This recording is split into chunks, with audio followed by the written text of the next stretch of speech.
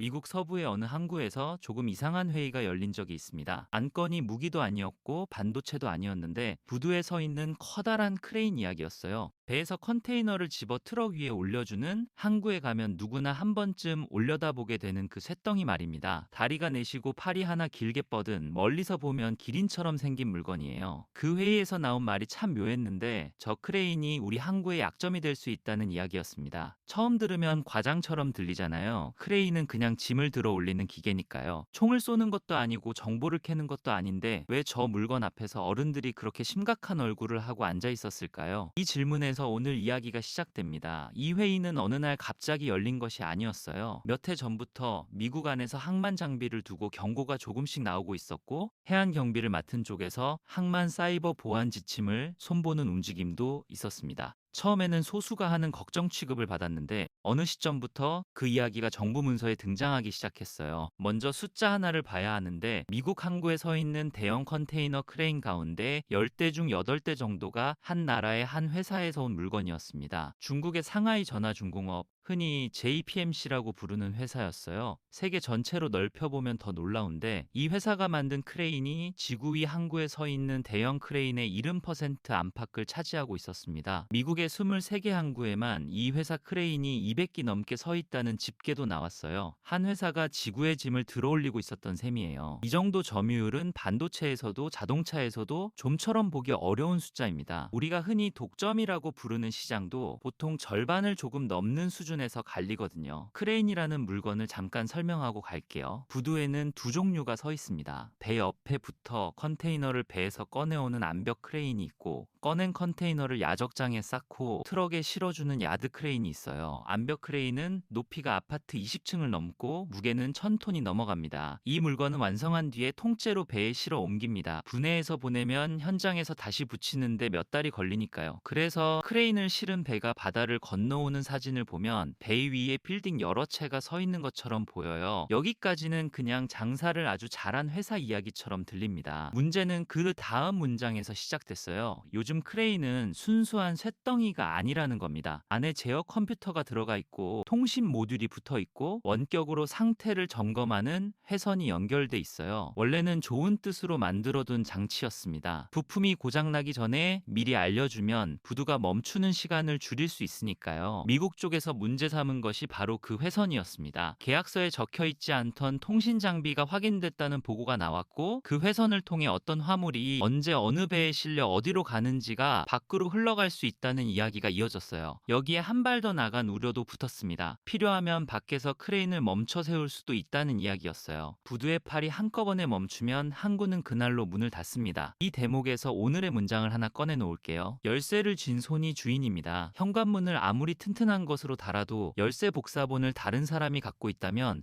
그 문은 내 문이라고 말하기 어렵잖아요. 항구라는 문에도 똑같은 이야기가 적용되기 시작한 겁니다.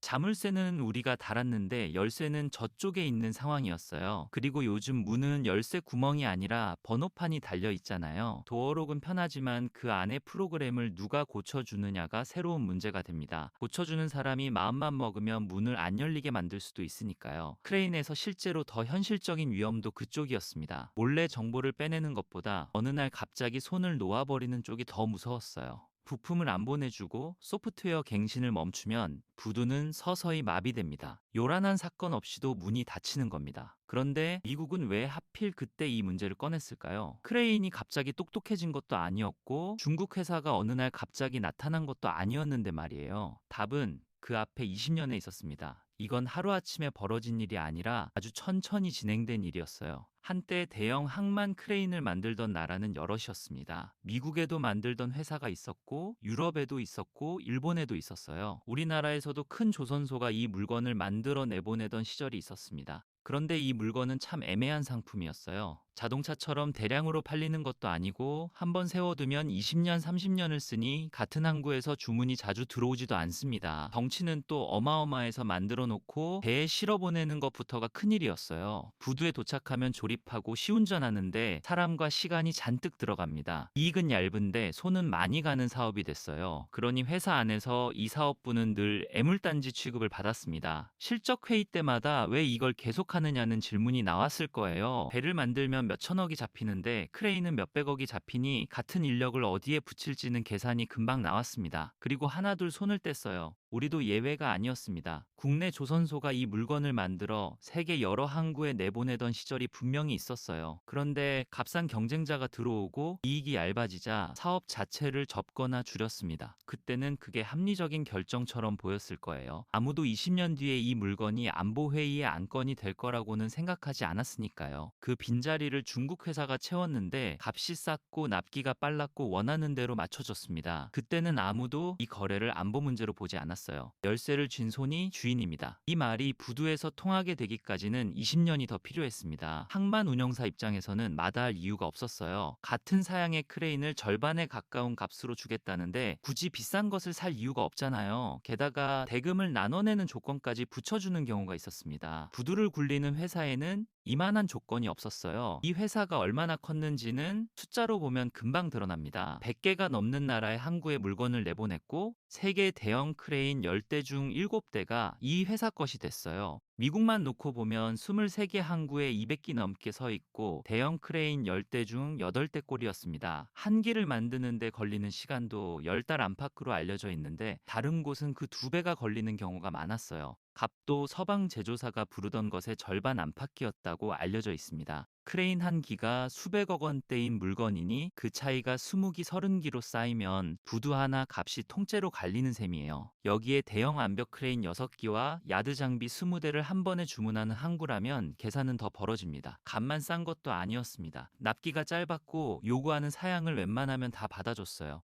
항구마다 배가 다르고 부두폭이 다르니 크레인은 사실상 맞춤 제작인데 그 맞춤을 빠르게 해주는 곳이 한 군데뿐이면 선택지는 사라집니다. 여기에 하나 더 붙습니다. 이 회사는 국유 계열의 대형 기업이었어요. 그러니 사업이 3년, 5년 적자여도 버틸 수 있었고 버티는 동안 경쟁자들이 먼저 지쳐나갔습니다. 얇은 이익을 견디는 힘 자체가 무기였던 거예요. 그런데 바뀌는 속도가 생각보다 빨랐습니다. 5년쯤 지나자 부두 한쪽이 바뀌어 있었고 10년쯤 지나자 부두가 통째로 바뀌어 있었어요. 20년이 지났을 때는 미국의 23개 항구에 200기 넘는 같은 회사 크레인이 서 있었습니다. 여기서 조심해서 봐야 할 부분이 있는데 이건 누가 속아서 벌어진 일이 아니었어요. 오히려 매번 가장 합리적인 선택을 한 결과였습니다. 한 기에 수백억 원 하는 물건을 절반값에 준다는데 그걸 마다하면 그 담당자가 배임 소리를 들었을 겁니다. 한 대를 살 때마다는 분명히 이득이었고 그 이득이 200번쯤 쌓이자 문 앞에 열쇠가 통째로 넘어가 있었던 겁니다. 열쇠를 쥔 손이 주인입니다. 정작 미국이 꺼낸 대응은 새 공장이 아니라 관세였어요. 무역 대표부가 중국산 항만 크레인에 세율을 매기겠다고 했고 이미 붙어있던 25% 위에 더 얻는 방안이 논의됐습니다. 최대치로 거론된 숫자는 100%였는데 이건 값을 2배로 만들겠다는 이야기였고 사실상 사오지 말라는 통보에 가까웠어요. 그러자 뜻밖의 곳에서 반발이 나왔는데 다른 나라도 아니고 미국의 항만 운영사들이었습니다. 이 정도 세율이면 수입 금지나 마찬가지라며 시행을 미뤄달라고 요청했어요. 하지만 그럴 만도 했습니다. 대신 살 곳이 마땅치 않았거든요. 하지 말라는 말은 나왔는데 그러면 어디서 사라는 말은 아무도 해주지 않았습니다. 숫자로 보면 부담이 확 와닿는데 대형 암벽 크레인은 한 기에 수백억 원대이고 부두 하나를 새로 꾸미려면 그런 물건이 대여섯 기는 필요합니다. 여기에 값을 2배로 만드는 세율이 붙으면 부두 한 곳당 수백억 원이 그냥 더 나가는 셈이었어요. 미국 안에 큰 컨테이너 항구가 20곳 넘게 있으니 전체로 치면 조 단위가 됩니다. 그 돈은 결국 어디로 갈까요? 항만 이용료로 넘어가고 그 요금은 해운사가 내고 해운사는 운임에 얹습니다. 마지막에는 컨테이너 안에 들어있던 물건값에 조금씩 섞여 들어가는데 안보 비용이라는 것이 원래 그렇게 조용히 나뉘어 청구됩니다. 그렇다고 미국 안에서 다시 만들자는 계획이 없었던 것도 아닙니다. 몇몇 회사가 국내 생산을 검토하고 있다는 발표가 나왔어요. 다만 발표에서 첫 물건이 부두에 서기까지 걸리는 시간이 문제였습니다. 공장 부지를 정하고 설비를 들이고 사람을 가르치는 데만 5년에서 10년이 걸리거든요. 막상 크레인을 만들려고 보면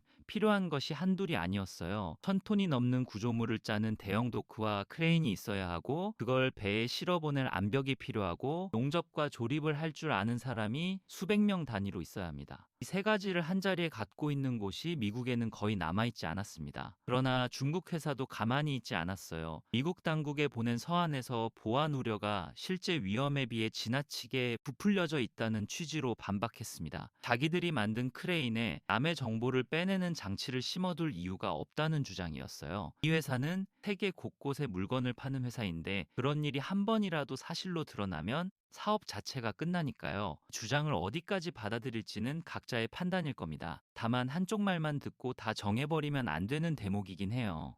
지금까지 백도어가 실제로 작동한 사례가 공개적으로 확인된 것은 아니거든요. 발견된 것은 계약서에 없던 장비였지 실제로 무언가를 빼낸 흔적은 아니었습니다. 그런데 회선이 왜 자꾸 늘어났는지도 봐야 공평합니다. 요즘 항구는 사람이 조종실에 앉아 있지 않아요. 크레인 기사가 사무동 안의 모니터 앞에 앉아 여러 대를 동시에 다룹니다. 어떤 항구는 아예 무인으로 돌아가고요. 그렇게 만들려면 크레인이 계속 바깥과 이야기를 해야 합니다. 치와 하중과 속도를 실시간으로 보내야 하고 소프트웨어도 원격으로 갱신해야 해요. 편하게 만들려고 붙인 회선이 그대로 걱정거리가 된 겁니다. 구조가 크레인에만 있는 것도 아니에요. 우리가 쓰는 웬만한 큰 장비가 다 그렇게 바뀌었습니다. 엘리베이터도 그렇고 발전 설비도 그렇고 병원 장비도 그래요. 물건을 판 뒤에도 만든 회사가 계속 그 물건과 연결돼 있는 시대가 된 겁니다. 예전에는 물건을 사면 그 물건이 내 것이 됐어요. 지금은 물건을 사도 그 물건을 계속 살려두는 손이 따로 있습니다. 열쇠를 쥔 손이 주인입니다. 문장이 무겁게 들리기 시작한 것도 그때부터였어요. 그래서 문제의 성격이 좀 특이합니다. 이미 일어난 사고를 수습하는 이야기가 아니라 일어날 수 있는 일을 두고 미리 값을 치를 것이냐는 이야기예요. 보험료 같은 겁니다. 아무 일도 없으면 그냥 버린 돈이 되고 한 번 터지면 그 돈이 아깝지 않게 되는 종류의 지출이었어요. 문제는 보험료를 얼마나 낼지를 정해줄 사람이 없다는 것이었습니다. 그런데 유럽 항구들도 사정이 크게 다르지 않았어요. 로테르담이든 함부르크든 부두 위에 서 있는 물건의 출시는 비슷했습니다. 다만 유럽은 미국만큼 세게 나가지 않았어요. 구역에서 중국과 얽힌 정도가 달랐고 당장 부두를 멈출 수 없다는 사정은 어디나 같았으니까요. 어쨌든 미국 항구에는 아주 현실적인 문제가 남았습니다.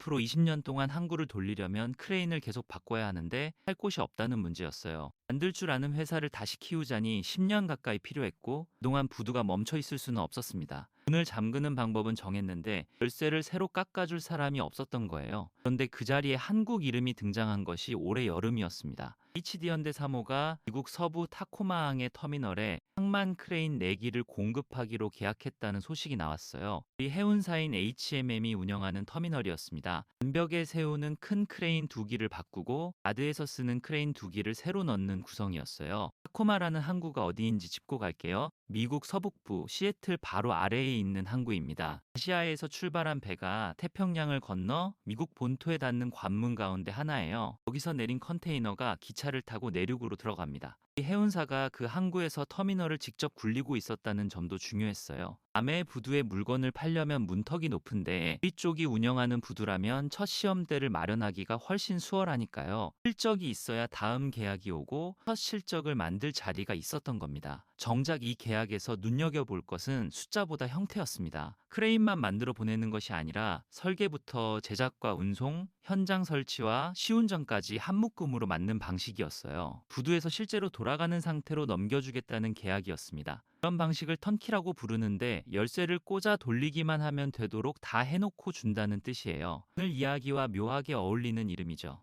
이게 왜 중요하냐면 사업의 진짜 진입 장벽이 만드는 기술이 아니라 세우는 능력이기 때문이에요. 면대로 만드는 것은 여러 곳이 할 수 있습니다. 문제는 100m에 가까운 구조물을 배에 실어 평양을 건너오게 하고 운영을 최소한만 멈춘 채 부두 위에서 갈아 끼우는 일이에요. 항구는 하루 세워두면 그 손실이 바로 계산되는 곳이니까요. 부두 위에 팔을 누가 세워주느냐가 결국 그 항구의 사정을 정하는 셈인데 열쇠를 쥔 손이 주인입니다. 배를 만들던 회사가 일에 유리한 이유가 여기 있었습니다. 큰 쇳덩이를 짜고 옮기고 세우는 일을 매일 하던 사람들이 그대로 남아 있었거든요. 초대형 블록을 크레인으로 들어올려 배에 얹는 작업을 매일 하는 곳이라 100m짜리 구조물을 세우는 일이 새로운 도전이 아니었습니다. 그런데 여기서 잘 알려지지 않은 사정이 하나 더 있어요. 미국 부두에서는 자동화를 두고 오래된 갈등이 있었습니다. 항만 노동조합이 무인 장비 도입에 강하게 반대해 왔거든요. 일자리가 걸린 문제였으니까요. 그래서 미국 항구는 장비를 바꿀 때 성능만 보는 것이 아니라 그 부두에서 일하는 사람들의 동의까지 함께 봐야 합니다. 물건을 파는 쪽에서 보면 계약서에 적히지 않는 조건이 하나 더 있는 셈이에요. 그 부분이 앞으로 우리 회사들이 미국에서 마주칠 진짜 난관일 수 있습니다. 계약이 마무리되면 그 터미널의 연간 처리 능력이 절반가량 올라간다는 설명도 붙었어요. 항구는 크레인이 한 기 늘 때마다 를 세워두는 시간이 줄어듭니다. 결국 항구의 실력은 부두 길이가 아니라 부두 위에 몇 개의 팔이 서 있느냐로 정해져요. 땅을 넓히는 것보다 팔을 늘리는 쪽이 빠르고 싸기도 합니다. 계약이 더 눈길을 끈 이유는 배경 때문이었습니다. 한국과 미국 사이에서 조선과 항만 분야를 함께 키우자는 큰 틀의 협력이 논의되고 있었고, 크레인 계약이 그 틀에서 나온 첫 성과 가운데 하나로 소개됐어요. 다만 이런 큰 틀은 발표와 실행 사이가 먼 경우가 많습니다. 거론되는 총액이 크다고 해서 그 돈이 다 집행되는 것도 아니고요. 첫 단추 하나가 채워졌다는 정도로 보는 편이 정확할 거예요. 여기서 잠깐 멈춰서 이 이야기의 성격을 짚어볼게요. 우리가 기술로 남을 이겼다는 이야기가 아닙니다. 남들이 다 손을 뗀 자리에서 우리가 손을 놓지 않고 있었다는 이야기예요. 조선소가 남아있었기 때문에 큰 구조물을 다루는 사람과 설비가 남아있었고, 그래서 부르면 대답할 수 있었던 겁니다. 그리고 세상이 그 능력을 다시 찾기 시작한 이유도 우리 실력 때문이 아니었어요. 문 앞에 열쇠를 누가 쥐고 있는지가 갑자기 중요해졌기 때문이었습니다. 열쇠를 쥔 손이 주인입니다. 문장이 무섭게 들리는 순간이 오면 값은 그때부터 다시 매겨져요. 어제까지 비싸다고 외면당하던 물건에 갑자기 줄이 서는 겁니다. 그러면 이쯤에서 우리 집 현관을 한번 봐야 합니다. 남의 집 열쇠 이야기를 실컷 했으니까요. 항구에 서 있는 크레인은 어디서 온 물건일까요? 해양수산부가 파악한 바로는 국내 항만에서 돌아가는 크레인 890여 기 가운데 500기가 넘는 수량이 중국에서 온 것이었습니다. 비율로 따지면 절반을 훌쩍 넘습니다. 남의 집 열쇠를 걱정하며 이야기를 시작했는데 우리 집 문에도 같은 열쇠가 꽂혀 있었던 거예요. 열쇠를 쥔 손이 주인입니다. 그런데 이 숫자를 두고 우리가 잘못했다고만 말하기도 어렵습니다. 우리 항만공사들도 남들과 똑같은 선택을 했을 뿐이거든요. 사는 정해져 있고 검사는 값을 물어보니 싼 물건을 마다할 방법이 없었어요. 싸게 사는 것이 미덕이던 시절이 있었고, 그 시절의 기준으로는 아무도 잘못한 사람이 없습니다. 기준이 바뀐 뒤에야 그때의 선택이 다르게 보이는 거예요. 한 종류의 문제는 늘 뒤늦게 이름이 붙습니다. 더 구체적인 부분으로 들어가면 이야기가 더 얇아집니다. 컨테이너를 짚는 부분에 스프레더라는 장치가 달리는데, 북한항에서 쓰는 이 장치가 사실상 전량 외국 제품이었어요. 스웨덴과 독일, 그리고 중국에서 왔습니다. 크레인이라는 큰 물건 안에 작은 손 하나까지 남의 것이었다는 뜻이에요. 품이 없으면 그 큰 물건이 그냥 서 있게 됩니다. 북한항이 어떤 항구인지를 생각하면 이 대목이 좀 아찔합니다. 우리 집만 오가는 곳이 아니라 다른 나라 화물이 배를 갈아타고 가는 환적 거점이에요. 세계 물류 순위에서 늘 앞자리에 이름이 올라가는 항구인데, 부두 위의 손은 우리 손이 아니었습니다. 이걸 국산으로 바꿔보자는 과제가 진행되고 있는데, 기간은 2년이고 총사업비는 10억 원대였습니다. 나라와 항만공사가 나눠서 되는 구조였어요. 숫자를 처음 봤을 때는 두 번 읽었습니다. 한 척에 수천억 원 하는 배 이야기를 하다가 숫자를 보면 자릿수가 잘 안 맞거든요. 이런 부품 하나를 국산화하는 과제에 큰 돈이 들어가야 한다는 법은 없어요. 다만 이 대비는 우리가 그동안 어디에 관심을 뒀는지를 보여줍니다. 를 만드는 일에는 온 나라가 매달렸지만 그 배가 도착하는 부두 위의 장비에는 그만큼 매달리지 않았던 거예요. 만드는 쪽은 챙기고 받는 쪽은 남에게 맡겨둔 셈입니다. 그러면 왜 이제 와서 바꾸려고 할까요? 여기에도 의 사정이 섞여 있어요. 우방들이 중국산 항만 장비를 두고 보안 문제를 제기하기 시작하면서 항구의 장비 구성도 같은 잣대로 보이게 됐습니다. 우리 집만 오가는 항구가 아니니까요. 남의 나라로 갈 컨테이너가 우리 부두를 거쳐갑니다. 그러니 우리가 스스로 불편해서 바꾸는 것만은 아니라는 이야기예요. 다행히 바꿀 기회는 앞에 있습니다. 남해안에 새로 짓는 대형 항만에 컨테이너 크레인과 이송 장비가 대규모로 들어갈 예정이고, 그 물량이 단계별로 나뉘어 발주돼요. 한 단계에만 암벽 크레인 10기가 넘고 그 장비는 그 몇 배가 들어갑니다. 다음 단계에는 그보다 더 큰 물량이 예정돼 있어요. 항만공사들이 신규 물량을 국내 업체 쪽으로 돌리려는 흐름도 나타나고 있습니다. 시장이 이미 정해져 있던 판에 문 하나가 열린 셈이에요. 다만 이 문이 언제까지 열려 있을지는 아무도 장담하지 못합니다. 여기서 조심할 부분이 있어요. 국내 물량을 국내 업체에 몰아주는 방식은 시작할 때는 필요하지만 오래 쓰면 독이 됩니다. 값이 비싸도 사줄 곳이 있다는 것을 알면 값을 낮출 이유가 사라지거든요. 한국 회사가 세계 시장을 먹은 방법이 정확히 그 반대였다는 것을 기억해야 합니다. 그쪽은 안에서 싸게 만들어 밖에서 팔았어요. 그리고 하나 더 있습니다. 지금 중국산 크레인을 걷어내자는 이야기가 나오지만 이 서 있는 500기가 내일 사라지지는 않아요. 크레인은 20년을 쓰는 물건이고 그동안 부품을 대고 고장을 봐줄 곳도 결국 만든 회사입니다. 뒤에도 관계가 이어지는 물건이라는 것, 이게 이 사업의 진짜 성격이에요. 국산화라는 말도 생각보다 무겁습니다. 철 구조물은 우리가 잘 만들지만 그 안에서 힘을 전달하는 감속기와 구동장치, 그리고 크레인을 움직이는 제어 소프트웨어까지 다 우리 것이어야 진짜 국산이거든요. 만 우리가 짜고 속을 남에게서 사오면 열쇠는 여전히 저쪽에 있습니다. 그렇다고 처음부터 전부 만들 수도 없어요. 그건 어느 나라도 못합니다.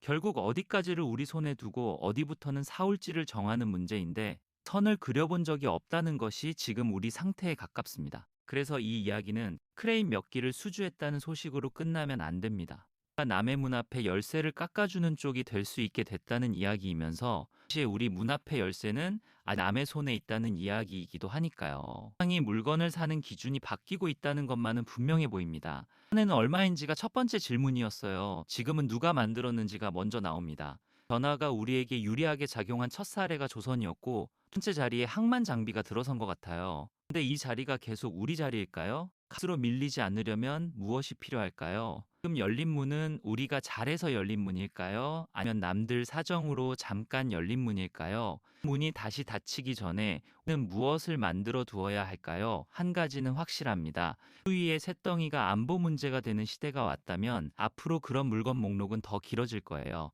전소의 제어 장비, 신망의 중계 장비, 도로의 신호 장비, 병원의 진단 장비까지 전부 같은 질문 앞에 서게 됩니다. 전 누가 만들었나요? 안의 회선은 어디로 연결돼 있나요? 질문 앞에서 답을 준비해둔 나라와 그렇지 않은 나라가 갈릴 텐데 우리는 어느 쪽일까요? 선처럼 손을 놓지 않아서 살아난 분야가 몇 개나 될까요? 선이 살아남은 이유도 사실 대단한 선견지명은 아니었습니다. 자리에 사람들이 계속 있었고 사람이 끊기지 않았을 뿐이에요. 사업이 살아있다는 건 결국 그 일을 매일 하는 사람이 남아있다는 뜻입니다. 한번 흩어진 사람은 다시 모으기가 정말 어렵고요. 그래서 무언가를 접을 때 우리가 실제로 접는 것은 공장이 아니라 사람입니다. 공장은 돈이 있으면 다시 지을 수 있지만 30년 그 일을 한 사람은 돈으로 다시 만들 수가 없어요. 이 포탄 앞에서 멈춰섰던 이유도 결국 같은 자리였습니다. 반대로 이미 놓아버려서 지금은 아무도 눈치채지 못하고 있는 분야는 없을까요? 10년 뒤에 또 이런 회의가 열린다면 그때는 어느 물건이 안건일까요? 그리고 이 질문은 방향을 바꿔서도 물어야 합니다. 우리가 남에게 팔고 있는 물건 가운데 때가 언젠가 열쇠 이야기를 꺼낼 만한 것은 없을까요? 우리가 만든 통신 장비나 전력 설비를 사가는 나라도 지금 똑같은 회의를 하고 있을지 모르잖아요. 이 게임의 규칙은 한 방향으로만 적용되지 않아요. 남의 문 앞에서 열쇠를 건네는 쪽이 되면 언젠가는 우리도 같은 의심을 받는 자리에 섭니다. 그때 우리가 내놓을 답은 준비돼 있을까요? 열쇠를 쥔 손이 주인입니다. 남의 집 문 앞에서 이 말을 할 때는 통쾌했는데 우리 현관을 보고 나니 조금 다르게 들리네요. 이야기의 결말은 아직 정해지지 않았습니다. 우리가 미국 부두에 크레인을 몇 기 세웠다는 소식이 앞으로 몇 건 더 나올 수도 있고 몇 해 지나 조용히 사라질 수도 있어요. 그걸 가르는 것은 결국 우리가 그 사이에 무엇을 우리 손에 남겨두느냐일 겁니다. 이야기가 부두 위 크레인 이야기로만 남지 않았으면 좋겠습니다. 여러분 눈에는 우리 집에서 열쇠가 넘어가 있는 문이 어디로 보이시나요?